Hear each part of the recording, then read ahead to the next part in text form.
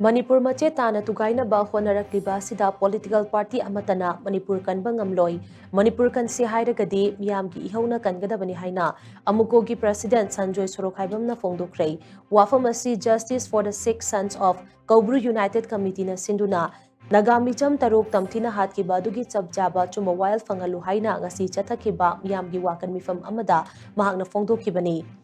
New Chakonda Labor Tribal Market Maite amasung Nagagi miyamna punna chathakiba wakamifam aduga mari lainana Sanjoy Sorokhaibam na hai lamdam asida thokliba irang asigi matangda miyamna center amadi state lengakta irang asigi waroisin amadi mihathina hatok pikraba singgi achuma wild fanghanbiu haina memorandum masing thingamdana pisinduna taksilabasu ngasi fauba tasin usinadana leithokli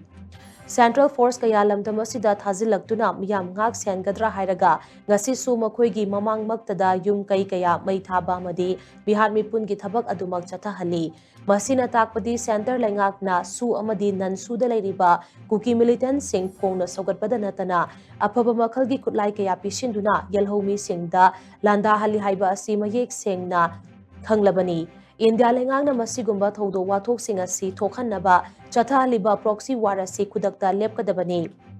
loinana Telengang nasu lengak ama leibagi tawpham thokpa mathau adu ningthina pangthoktuna lamdam asigi miyamgi fundamental rights adu kangadabani